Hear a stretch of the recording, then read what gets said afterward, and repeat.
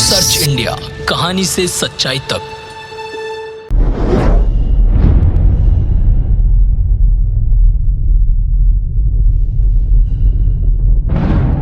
Search India news ने ये मुझे प्लेटफॉर्म दिया कि मैं अपनी बात बच्चों तक पहुंचा सकूं, और ख़ास करके जो हमारे आसपास के क्षेत्र के बच्चे हैं जिनके लिए काफ़ी ज़रूरी है कि वो जाने ऐसी कहानियाँ, ताकि मोटिवेशन उन तक पहुंच सके, उनको मिल पाए। तो ये सर्च इंडिया न्यूज़ चैनल ने मुझे एक प्लेटफॉर्म दिया, तो मैं आपका भी आभारी हूँ, आपका धन्यवाद देना चाहता हूँ कि क्योंकि हम भी चाहते हैं कि जब हम भी एस्पिरेंट थे तो काफ़ी बार हम भी चाहते थे कि ऐसे टॉपर्स की कहानी हम तक आए ताकि हम मोटिवेट हो पाएँ।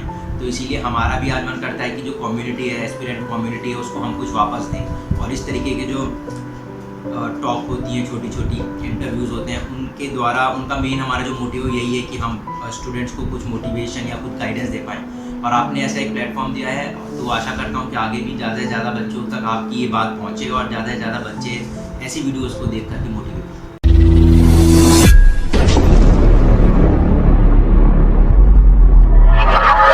सफरनामा की आज इस कड़ी में मेरे साथ हैं अर्पित जी। हाँ, आज दोनों की नाम राशि एक है, और जो इंटरव्यू कर रहे हैं उनका नाम भी अर्पित, और जिनका इंटरव्यू ले रहा हूँ उनका नाम भी अर्पित। तो बहुत दिनों से जो दर्शक थे उनका हमारे पास बार बार मैसेज भी आ रहे थे, और बहुत सारे तरीकों से उन्होंने कांटेक्ट करने की कोशिश की थी कि किसी एक ऐसी शख्सियत के साथ रूबरू हो कि जिनसे समाज को और आने वाले युवाओं को प्रेरणा मिल सके।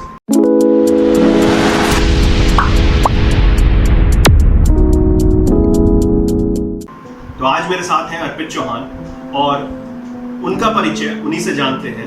एक छोटे से परिचय के साथ शुरुआत करते हैं आज के इस। तो अर्पित, जानना चाहेंगे आपसे आपका एक छोटा सा परिचय। मेरा नाम अर्पित चौहान है, और मैंने इस साल सिविल सेवा परीक्षा 2021 में 20वीं रैंक प्राप्त की है।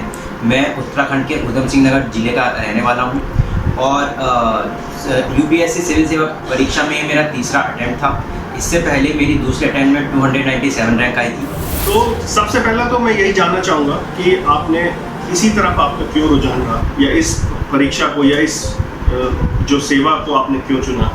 क्या ऐसा लगा कि आपको इसी परीक्षा में जाना चाहिए? रुझान की अगर बात करें तो इस परीक्षा के प्रति मेरा रुझान जो डेवलप हुआ था वो स्कूल के टाइम पे कभी हुआ था। कभी जब स्कूल में मुझे एग्जैक्टली तो ध्यान नहीं है, बट कभी अराउंड 8th या 9th क्लास में जो हमारे टीचर्स थे उन्होंने कभी बताया था कि एक ऐसा एग्ज़ाम होता है और एक ऐसी पोस्ट होती है, एक IAS ऑफिसर होते हैं जिनके पास काफ़ी पावर है कि काफ़ी वो चेंज ला सकते हैं। तो उस समय एक छोटा सा जो कह सकते हैं एक सीड उन्होंने दिमाग में डाल दिया था। फिर उसके बाद जब स्कूलिंग पूरी हुई और ग्रेजुएशन करना शुरू किया, तब जा कर के कहीं सीरियसली सोचना शुरू किया, और ये लगा कि एज अ करियर ऑप्शन भी और as a service, as a job, जो भी कहें, जो यूपीएससी सिविल सर्विस एग्ज़ाम है वो काफ़ी आपको मौके देता है। तो इससे ज़्यादा बेहतर कोई ऑप्शन मुझे नहीं लगा, इसीलिए मैंने सिंगल माइंडेड इसी तरफ अपना फोकस। जो आपकी जो पढ़ाई लिखाई रही है, जो आपकी जो बेसिक एजुकेशन 10th 12th या जो ग्रेजुएशन है, वो कहाँ से रही है, और किस प्रकार से आपको इस परीक्षा में आने के लिए मोटिवेट किया? अगर स्कूलिंग की बात करें तो मेरा 10th और 12th काशीपुर के मारिया समटा सीनियर सेकेंडरी स्कूल से हुआ है। उसके बाद मैंने पंतनगर यूनिवर्सिटी से मैकेनिकल इंजीनियरिंग में बीटेक किया, जो कि मेरा 2019 में कंप्लीट हुआ। तो अगर मेरी जो एजुकेशन है उसका क्या कंट्रीब्यूशन रहा इसकी बात करें तो जो स्कूल से एक छोटा सा पुश मिल गया था। उसके बाद जब कॉलेज में गए तो वहाँ पे भी देखा कि पंतनगर यूनिवर्सिटी से हर साल 2 साल में कोई ना कोई बहुत अच्छी रैंक इस एग्ज़ाम में आती रही है। तो वहाँ से भी एक ये मोटिवेटिंग फैक्टर लगा कि हमारे ही बीच के जब हमारे सीनियर्स इस तरीके का कर पा रहे हैं तो वो हमारे लिए भी संभव रहेगा। तो वो जहाँ से भी पढ़ाई जिस तरीके से की, हर तरह से अपना छोटा छोटा मोटिवेशन मिलता रहा।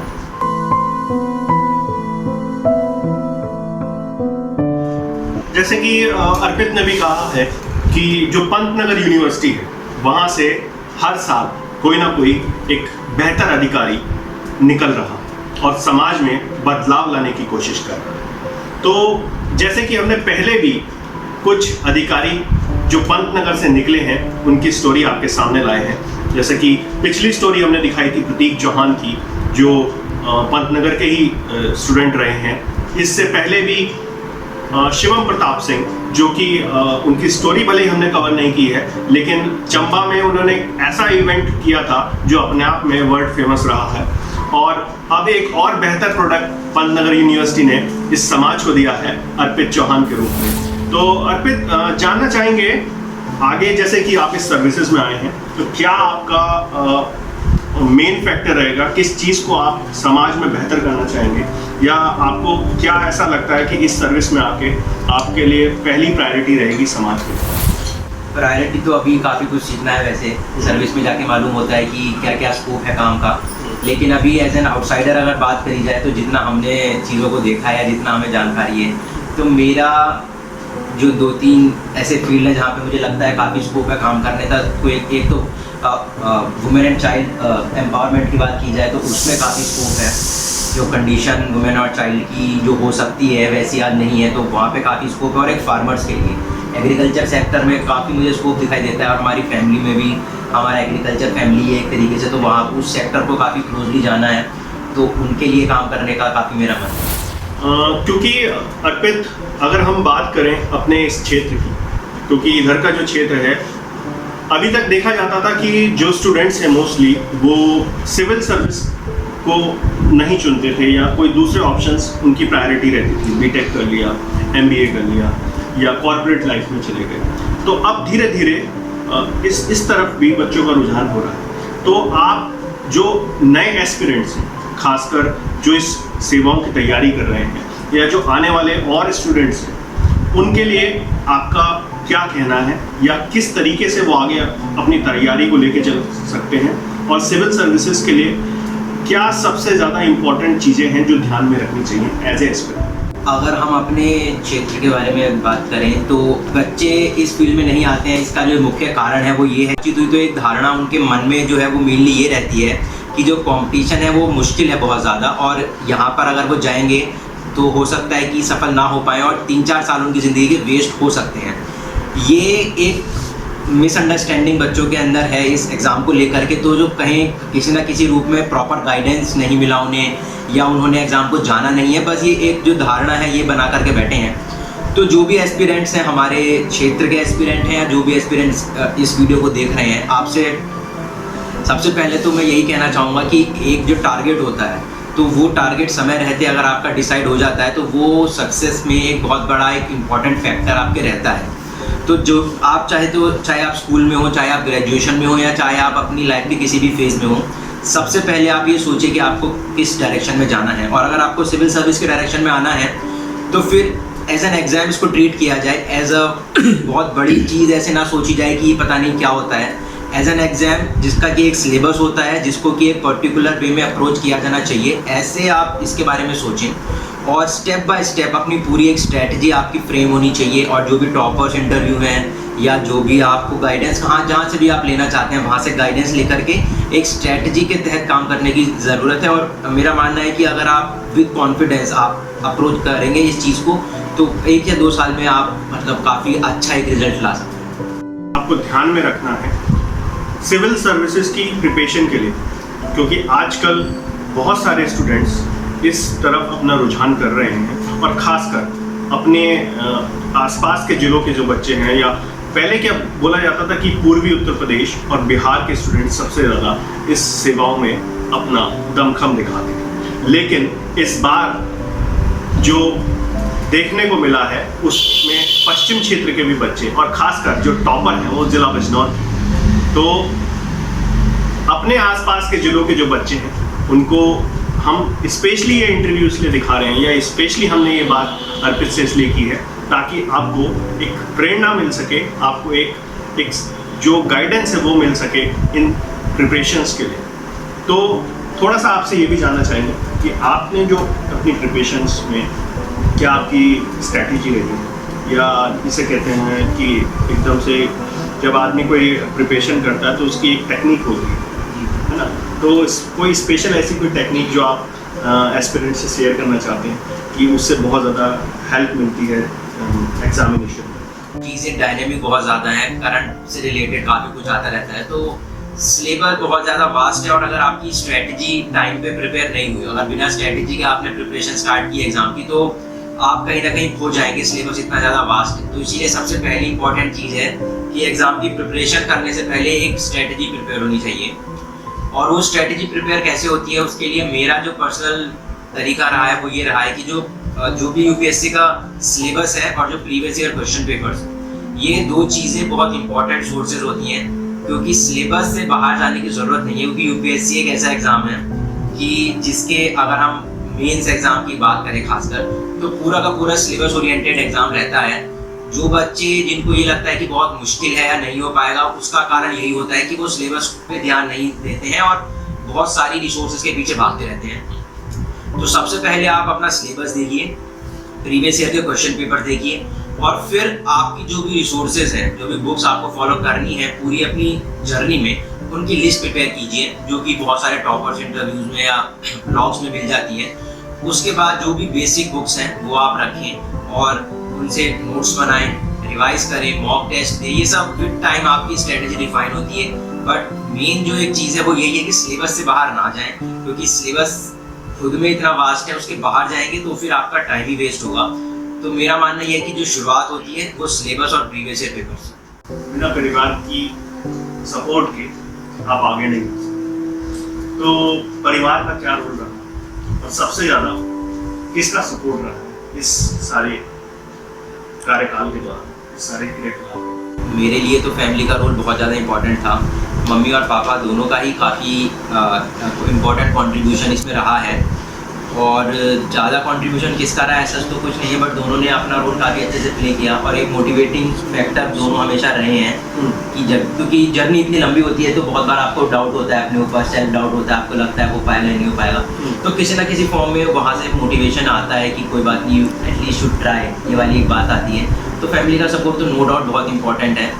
और उन्होंने हर एक रूप, हर एक फॉर्म में जिस तरीके से वो कर सकते थे उन्होंने वो किया है। और काफ़ी हद तक ये जो सक्सेस है इसका कंट्रीब्यूशन भी इसलिए क्योंकि परिवार की अगर हम बात करें तो परिवार में आपके कौन कौन और मदर फादर आपके क्या करते हैं, ये भी जानना चाहिए। मेरे परिवार में मम्मी पापा मेरे दोनों टीचर्स हैं, उत्तराखंड गवर्नमेंट स्कूल टीचर्स हैं। और एक मेरी बहन है, मेरे से एल्डर है, वो 3 साल, तो वो मुंबई में जॉब करती है कॉर्पोरेट। क्योंकि किसी भी सफलता के पीछे परिवार का एक विशेष महत्व होता है, उसका एक योगदान होता है। क्योंकि हम अभी अर्पित से बात कर रहे थे और अर्पित की सफलता के पीछे भी उनके परिवार का एक बहुत बड़ा योगदान है। तो मेरे साथ हैं अर्पित की माता जी, उनसे भी जानते हैं कि आप, उनका बेटा एक IAS अधिकारी बन चुके हैं, तो उसमें उनका क्या योगदान है और कैसा उनको महसूस होता है? योगदान तो मेरा बहुत ज़्यादा नहीं है, क्योंकि एक माँ होने के नाते बस मैंने उसे एक मेंटल और इमोशनली सपोर्ट किया। मैं घर रही, अधिकांश समय मैंने घर दिया कि वो अच्छे से अपनी एजुकेशन, मतलब जो वो स्टडी कर रहा है वो कर सके। बाकी सब कुछ उसने अपने आप ही प्रिपेयर किया है और अच्छा तो महसूस होता ही है। ये तो एक गर्व की बात है, हमारे क्षेत्र के लिए बहुत अच्छी बात है कि इस क्षेत्र का शायद पहला जयपुर से कोई बच्चा IAS बना है। ये बहुत अच्छी बात है हमारे लिए भी और क्षेत्र के लोगों। इस परीक्षा में बहुत सारे उतार चढ़ाव भी होते हैं हर एक एस्पिरेंट्स की लाइफ में। तो आज तो खैर बहुत खुशी का पल भी है और आप अब अनुभव भी कर रहे होंगे कि जब से ये रिजल्ट आया तो आज तक बहुत सारे बदलाव आए होंगे जीवन में। लेकिन जब वो संघर्ष का जो समय था, ऐसा कोई मोमेंट जिस समय आपको लग रहा हो कि वो इस दौरान का सबसे टफ मोमेंट था? एक तो सबसे शुरुआत, मतलब 2-3 ऐसे मोमेंट रहे हैं जिसमें काफ़ी मुश्किल का सामना करने की ज़रूरत पड़ी है। तो एक तो जब कोविड के टाइम पे क्या हुआ कि पोस्टपोन होने लग गए थे एग्ज़ाम, तो प्रिपरेशन हमारी थी मई के हिसाब से और एग्ज़ाम जो है 4-5 महीने पोस्टपोन हो गए, अक्टूबर में हो गए। तो उस 4-5 महीने में क्या किया जाए, और उस समय पे लगता है, एक तो कोविड का टाइम था, वैसे ही इतनी समस्या चारों तरफ थी, और फिर एग्ज़ाम शिफ्ट हो गए हैं और सिलेबस एक्सटेंड होता जा रहा है। तो काफ़ी मतलब ऐसा एक जो बेचैनी वाली फीलिंग होती है कि अब क्या करा जाए, हमारी प्रिपरेशन अब आगे कैसे हो पाए, क्योंकि जो पूरी स्ट्रेटजी प्रिपेयर होती है वो मई के अकॉर्डिंग थी, बट अचानक 4 महीने उसमें ऐड हो गए। तो वहाँ पे काफ़ी एक ऐसा लगा कि सब कुछ मतलब शेक हो गई है सारी स्ट्रेटजी हमारी, और अब पता नहीं आगे क्या हो पाएगा। तो वो थोड़ा टाइम लगा वहाँ पे, जो एक घबराहट सी थी संभलने में थोड़ा टाइम लगा, बट फिर हाँ कोप अप कर रही है उससे और रिजल्ट पे कुछ फ़र्क नहीं पड़ा उसका। बट हाँ, ये जो कोविड की वजह से साइकिल जो अफेक्ट हुई है यूपीएससी की, इसका स्टूडेंट्स को कहीं ना कहीं एक नेगेटिव इम्पैक्ट पड़ा है, ये मेरा मानना है। तो जब ये थॉट्स दिमाग में थे और जब आप तैयारी भी कर रहे थे, तो उनसे बाहर आने के लिए क्या स्ट्रैटेजी आपने अपनाई या किस व्यक्ति ने आपको सबसे ज़्यादा सपोर्ट किया उसमें? फिर एक्चुअली क्योंकि कोविड के दौरान लॉकडाउन हो गए थे तो सब लोग घर पर ही थे, तो फैमिली के साथ फिर बातें की इस बारे में, तो उन्होंने ये बात समझाई कि ये जो है कंपटीशन है और इसमें ये जो उतार चढ़ाव है सभी के साथ होते हैं, आप अकेले नहीं हो, बट आपको क्या करना है, अपनी प्रिपरेशन को आपको मतलब जो अच्छे लेवल पे आपने अभी तक मेंटेन करी है 3-4 महीने और उसको अच्छे लेवल पे रखो। और उन्होंने थोड़ा सा पॉजिटिव साइड दिखाई इस चीज़ की कि जो आपको एक्स्ट्रा टाइम मिला है उसमें रिवीजन और किए जा सकते हैं, ये एक अच्छी बात है। तो रादर ये सोचने से कि जो एक्स्ट्रा टाइम ऐड हो गया है, एक्स्ट्रा सिलेबस ऐड हो गया है, उसके मुकाबले आप ये सोचें कि हमें एक्स्ट्रा टाइम दिया गया है ताकि हमारी प्रिपरेशन और अच्छी हो सके। फिर मैंने उस तरीके से चीज़ों को अप्रोच करना स्टार्ट किया और फिर थोड़ा वो आसान हो गया। क्योंकि अब आपका सिलेक्शन हो चुका है, आपकी रैंक भी बहुत अच्छी है, तो क्या कैडर का प्रेफरेंस रहेगा और किस सर्विसेज का प्रेफरेंस? IAS मेरा फर्स्ट प्रेफरेंस था सर्विस में और इस रैंक पे मुझे मिल भी जाएगी। कैडर की बात करें तो first preference home state Uttarakhand रखा था, सेकंड नंबर पे यूपी और थर्ड पे महाराष्ट्र रखा था। तो वैकेंसीज जो आती हैं कैडर की उसके हिसाब से मुझे इन 3 कैडर्स में से एक नया कैडर मिल जाएगा। तो जब आप जैसे लबासना की तरफ आपका प्रस्थान होने वाला है और हर एक एस्पिरेंट का एक इमेजिनेशन होता है, तो उस संस्थान में पहुंचना अपने आप में एक मिशन है, एक विजन है, तो अब कैसा महसूस हो रहा है जब आपको वो सफलता आपको मिल चुकी है, वो पूंजी आपको मिल चुकी है? ठीक है, क्योंकि जर्नी इतनी लंबी रही है, कई साल, मतलब क्योंकि एंड में तो रिजल्ट दिखता है बट जो जर्नी है वो हमने खुद पार की है, तो एंड में एक सेटिस्फेक्शन होता है। और सबसे ज़्यादा एक ये फीलिंग होती है कि जो साइकिल है यूपीएससी, जिसको कि कहते हैं कि मतलब किसी भी स्टेज पे अगर आप फेल हो गए तो फिर पूरी साइकिल स्टार्ट होती है, तो उस साइकिल से बाहर आना ये अपने आप में अचीवमेंट होता है किसी भी एस्पिरेंट के लिए। तो एक बार डिज़ायर्ड रैंक आ जाए और उस साइकिल से आप बाहर हो जाएं तो वो जो सेटिस्फेक्शन है वो अपने आप में बहुत एक बड़ी चीज़ है। और दूसरी बात मैं ये कहूँगा कि आप जो फीलिंग है वो यही है कि अभी तो खैर रिजल्ट आया 1 महीना अराउंड हो गया है, तो वो सारी फीलिंग थोड़ी सिंकिंग हो गई है। वरना हाँ, मतलब अपनी खुशी, पेरेंट्स की खुशी और आसपास जितने लोग मिलते हैं, फैमिली होती है, सबकी खुशी होती है, उन्हें देखकर और खुशी होती है। तो अभी तो खैर थोड़ा वैसा ही माहौल है और जब तक मसूरी जाएंगे ऐसा ही रहेगा अभी।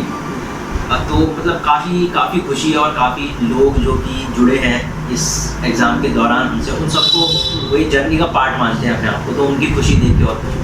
बिल्कुल, इस प्लेटफॉर्म के माध्यम से आने वाले युवाओं को, आने वाले जो इस देश के भविष्य होंगे, वो चाहे जिस भी सर्विसेज में जाना चाहे, तो आपकी तरफ से एज ए मेंटर क्या आपका मैसेज है? जो जर्नी यूपीएससी की होती है काफ़ी लंबी होती है और मैंने काफ़ी लोगों को देखा है जो बीच में छोड़ देते हैं, तो ये गलती आप ना करें, क्योंकि काफ़ी कुछ सीखना होता है पूरी जर्नी में, तो काफ़ी अटेम्प्ट्स लग जाते हैं, तो गिव अप वाली फीलिंग नहीं आनी चाहिए आपके अंदर, क्योंकि एक डेडिकेशन, एक मतलब कंटिन्यूअस आपको एफर्ट्स डालने होंगे।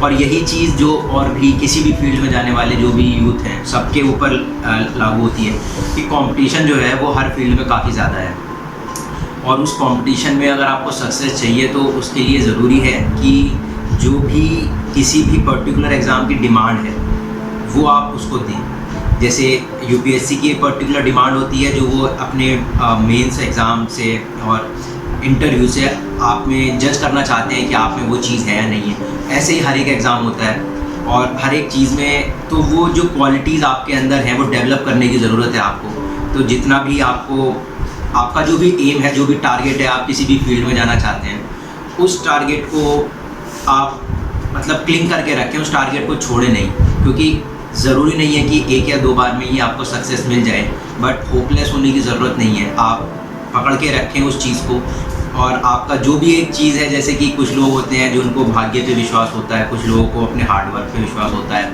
कुछ लोग भगवान के सहारे छोड़ देते हैं चीज़ें, तो कोई ना कोई एक ऐसी चीज़ है जो जिस पे आप भरोसा रखिए और अपनी तरफ से एफ़र्ट्स में कमी ना रखें कोई भी। और मेरा मानना है कि अगर आप अपनी तरफ से पूरे एफ़र्ट्स देंगे तो जो हो सकता है आपके एफ़र्ट्स उसके अकॉर्डिंग ना हो, जो एग्ज़ाम की या जो भी पर्टिकुलर चीज़ है उसकी डिमांड हो, पर जो भी आपके एफ़र्ट्स होते हैं उसके अकॉर्डिंग उसके पैरेलल रिज़ल्ट आपको मिल जाता है ज़रूर। तो अपने एंड पे एफर्ट्स पे कोई कमी ना रखें, बाकी सब आप नियति पे छोड़ दें। और मेरा ये कहना है कि मतलब होपलेस ना हो, किसी भी स्टेज पे चलते रहें और मंजिल आपको जरूर है। तो आज हमने जाना अर्पित से उनके सफ़रनामे की कहानी, उनके संघर्ष से सफलता तक का दौर, किस प्रकार से उन्होंने इस दौर को जिया है, समझा है और उस पर सफलता अर्जित की है। सर्च इंडिया, कहानी से सच्चाई तक।